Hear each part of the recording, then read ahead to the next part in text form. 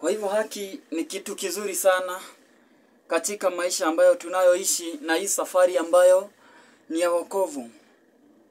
Baba wa imani ambaye ni Abrahamu, wale ambao walio wa imani, hao ndio wana wa Ibrahimu.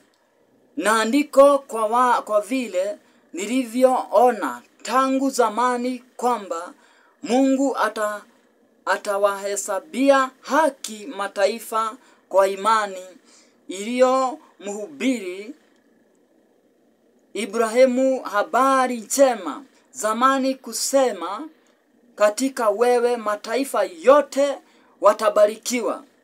Mtu ambaye ana baraka katika maishani mwake, mtu ambaye anaweza akazaa kitu ambacho ni kizuri, baraka haiwezi ikamtoka juu ya kichwa chake. Mtu ambaye amebarikiwa na matendo yake ni mazuri, huyo mtu ako na tumaini na anaweza akafanya watu fulani waweze kubarikiwa. Anaweza akafanya taifa lililobarikiwa kwa sababu matendo yake yana haki.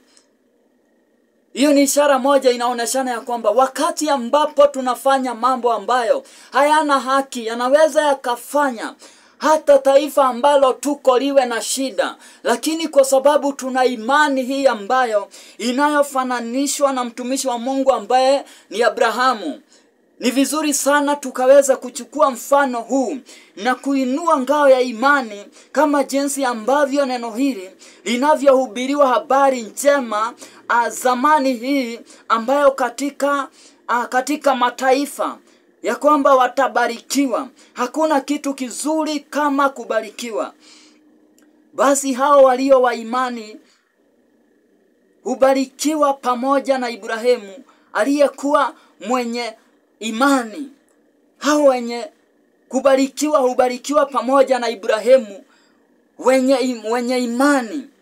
Wakati ambapo unapoweka imani hii kwa Mungu na unasimama vizuri, Mungu atafungua njia katika maishani mwako na afanye baraka iweze kutimia katika ulimwengu wako ambao ni wa kiroho. Kwa hivyo hakuna kitu kizuri na cha maana wakati ambapo umesimama vizuri, wakati ambapo umesimama na kujua kwamba imani ni kitu kizuri, haki ni kitu kizuri katika ulimwengu ambao ni wa kiroho. Haki ni kitu kizuri sana. Kwa maana wale wote walio wa matendo ya sheria wako chini ya laana, maana imeandikwa, amelaaniwa kila mtu asiyedumu katika yote yaliyoandikwa katika kitabu cha Torati ayafanye. Wakati ambapo uko kwa kifungo ama umechukua maandiki fulani na kuchukua Torati fulani, si kitu rahisi kufuata yale mambo ambayo yamewekwa, sana sana ikiwa ni sheria. Watu wengi tunaweza tukasema jambo fulani, lakini liweze kufanya maisha yetu iweze kuwa na mtego ama na laana, kwa sababu vitu vingine si rahisi kusimama jinsi ambavyo ilivyo. Lakini hakuna kitu kizuri kama wakati ambapo umesimama kwa imani. Ni dhahiri ya kwamba hakuna mtu ahesabiwae haki mbele za Mungu katika sheria, kwa sababu mwenye haki ataishi kwa imani. Mwenye haki ataishi kwa imani. Ukiwa uko na imani utaishi. Ukiwa hauna sheria ambayo inayokufunga utaishi vizuri. Ukiwa hauko katika majaribu ambayo huenda saa zingine inaweza kuweka kwa shida, unatumaini nzuri sana katika maishani mwako. Kristo alitukomboa katika laana ya Torati, kwa kuwa alifanywa laana kwa ajili yetu. Maana imeandikwa, amelaaniwa kila mtu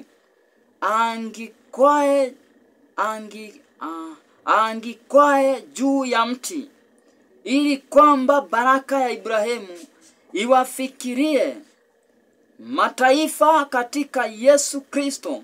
tupate kupokea ahadi ya Roho kwa njia ya imani. Hii imani ambayo tunayoiangalia inayolengwa na huyu mtumishi wa Mungu ambaye ni Abrahamu na uzao wake, kuona jinsi ambavyo tunaweza kuwa tumebarikiwa. Vitu ambazo zinaweza basi zikaleta laana tunaziona vizuri sana. Ni kuwa alifanywa laana kwa ajili yetu. Yesu Kristo alifanywa laana kwa ajili yetu ili tuweze kupata haki. Kuna mambo fulani ambayo aliyoyapitia yalifanya aweze kupata aibu fulani, na ili tuweze kupata haki. Kila mtu angikwae juu ya mti ili kwamba baraka ya Ibrahimu iwafikirie mataifa katika Yesu Kristo, tupate kupokea ahadi ya Roho kwa njia ya imani. Tutapokea ahadi ya Roho kupitia imani. Tutafikia baraka zetu kupitia imani. Tutaweza kuona Mungu kupitia imani. Kwa hivyo imani ni kitu kizuri sana. Imani ni kitu cha muhimu. Imani ni kitu ambacho kinaweza kikabomoa na kuondoa mambo fulani ambayo yamekuwa vifungo katika maisha ambayo tunayokuwa nayo. Imani inabomoa milima ambayo imeinuka juu yetu na kuwa inatutesa tunakosa haki. Imani inaweza ikang'oa mlima ambao umekutesa kwa muda mrefu na kuzuia uweze kuona mbele na kuzuia uweze kutembea mahali. Imani inaweza ikafanya mambo makubwa usiofikiria inaweza kuwa imetendeka katika maishani mwako. Imani ni kitu ambacho saa zingine hakionekani, kinaonekana kwa matendo, lakini kile ambacho ni cha muhimu. Iwapo unahitaji haki na ufanane na baba wa imani ambaye ni Abrahamu, ni lazima uweze kusimama, na ili uweze kutoboa na kushinda katika safari hii ambayo ni ya kusimama katika imani. Naomba tuweze kuomba Mungu katika jina la Yesu. Mwenyezi Mungu uliyeumba mbingu na nchi, ninakushukuru sababu umetuongelesha kuhusu jinsi ambavyo umuhimu wa imani ulivyo, na jinsi ambavyo baba wetu ambaye ni Ibrahimu alivyosimama kwa imani. Ninaamini ya kwamba Mungu wa rehema utatubariki na utatutenda wema wa Kristo ambao tumesimama. Jehova Mungu ishie juu mbinguni, tuomba tuwe na imani katika maishani mwetu. Tuomba tukasimame vizuri katika ulimwengu wa kiroho. Jehova, tuomba haki katika jina la Yesu. Kuna watu ambao wamefungwa hawana haki. Kuna watu ambao wamefungwa wako kwa jela, na si makosa walifanya, lakini haki haikupatikana. Baba wetu ambaye wewe Mungu wetu, tulikuamini tukaokolewa. Hata sasa hivi nina imani ya kwamba utatuokoa kwa kifungo, utatuokoa kwa majaribu, utatuokoa kwa vita. Tazama Mungu wetu, wengine wetu tumefungwa hatusongi. Wengine wetu tumefungwa na minyororo hatusemi. Wengine wetu tumefungwa na minyororo ya mashida. Wengine wetu tumefungwa na minyororo ambaye ni ya laana, na hatujui laana ilitoka wapi. Huenda ilitendwa na watu fulani, lakini kwa sababu Kristo wewe ulitandikwa msalabani, tazama ukatandikwa kwa mti ili tupate kuokolewa. Bwana, tuliinua jina lako katika maishani mwetu, tukikuomba uingilie kati na utuondolee ugumu ambao twaweza kuwa tunapitia. Utuondolee vita ambayo twaweza kuwa tunapitia. Utuondolee majaribu ambayo huenda imetuweka chini. Huu ni wakati ambapo ni wa haki. Bwana, ninaitisha haki katika maishani mwetu. Naitisha haki kwa mioyo ambayo inayonisikiliza. Naitisha haki kwa boma ambazo zinaniangalia. Kuna watu ambao hawana haki. Mali yao ilichukuliwa. Hawana haki, lakini ninakuomba Mungu, Amelaaniwa mtu ambaye anaweza enda akajitandike kwa mti ili afikiria kwamba kuna haki ambayo itapatikana katika watu wengine. Lakini Kristo, wewe ulijitolea. Bwana wa majeshi, twakulishukuru jina lako. Tukikuomba uingilie kati Bwana. Upeane haki katika maishani mwetu.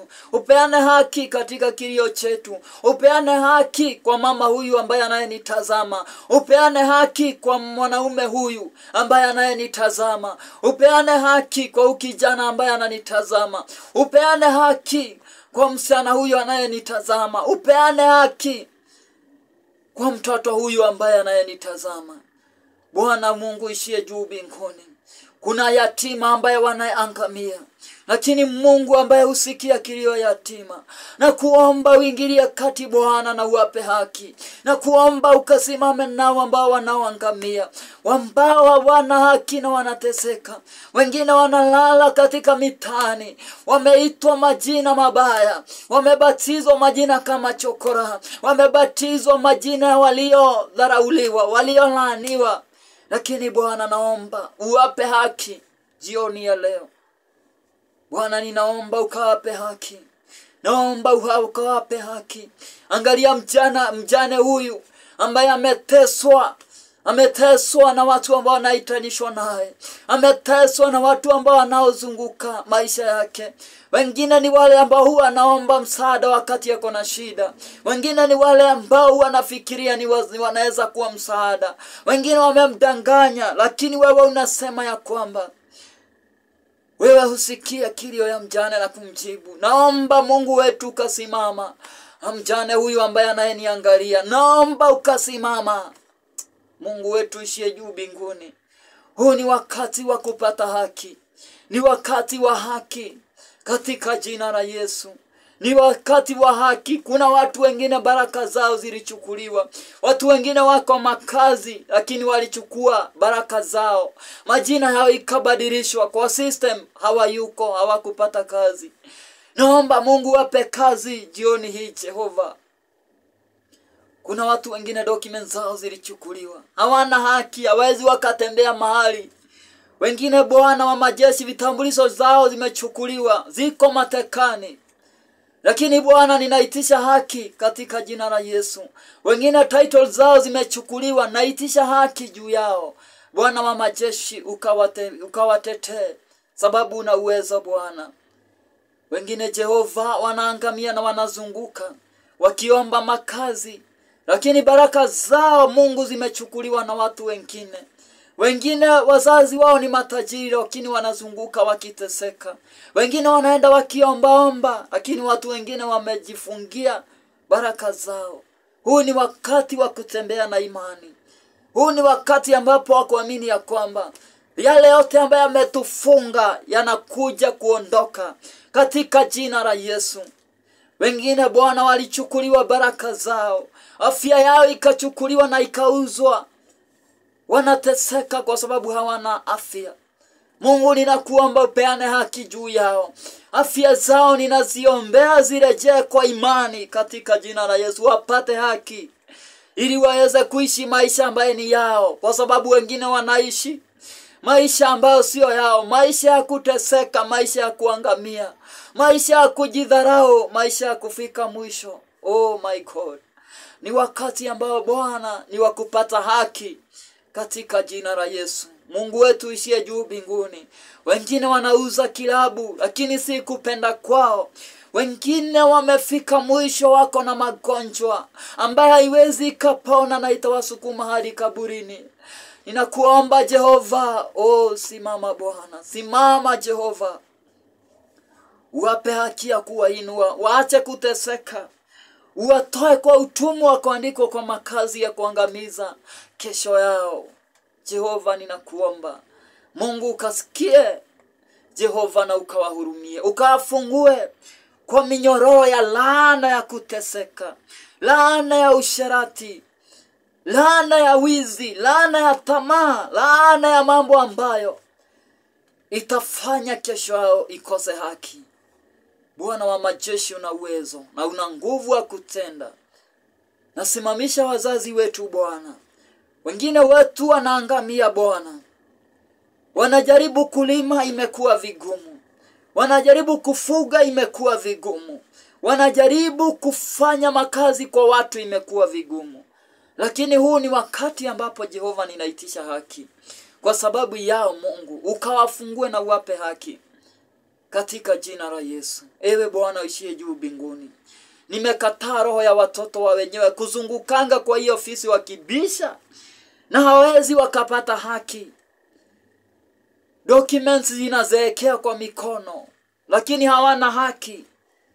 Naomba haki ikatendeke juu yao. Mungu wafungue katika jina la Yesu. Majina yao ionekane jioni kama hii. Masomo yao ionekane jioni kama hii. Tazama ukikuja kubariki Bwana. Mungu wetu hauangalii sura. Hauangalii majina. Ukikuja unakuja. Sababu wewe ni Mungu. Lakini shetani huwa anajionea tunapoenda kubarikiwa. Anakuwa tayari ili angamize ndoto zetu. Wengine Bwana wa majeshi wanahitaji watoto. Wengine Bwana wanahitaji mambo mengi katika maishani mwao. Lakini ninakuita Mungu wa haki. Wewe uliyemkumbuka Sara, ukawakumbuke katika jina la Yesu. Anza mwanzo mpya kwa wale ambao wamelia ya kutosha. Wale ambao wameomboleza kwa muda wa kutosha. Mungu ninakuomba uwatembelee jioni ya leo. Bwana wa majeshi, tumekataa kuimba nyimbo ambazo ni za huzuni katika taifa letu la Kenya, katika watoto wetu Bwana, katika wapendwa wako katika Ukristiano. Mungu wetu ishia juu mbinguni, tufungue ili tupate haki, na Mungu hatutachoka kusema ni asanti. Baba, nimekuinua na nimeshukuru jina lako. Nimenena Mungu yale ambayo ulipenda ninene Jehova. Jina lako litukuzwe sababu unakuja kupeana haki katika maishani mwetu. Nilikuwa na huzuni na uzito mwingi Bwana ninapotafakari hili neno lako. Lakini nasema ni asanti sababu Bwana unakuja kupeana haki. Unakuja kupeana haki Mungu kwa watu wote. Na ili Mungu jina lako litukuzwe. Na ni kwa jina la Baba na Mwana Roho Mtakatifu tunasema amina. Mungu akubariki wewe ambaye umenisikiza, akutende wema na akupe haki katika maishani mwako. Kile ambacho ukimeibiwa akurejeshe. Maombi ambayo umekuwa ukiomba haijatimia akutimizie katika jina la Yesu.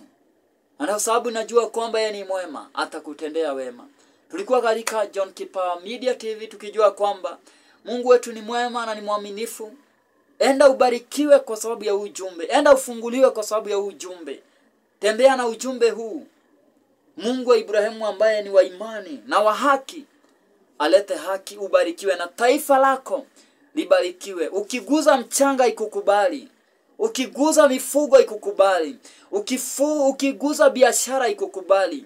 Ukiguza familia ikukubali.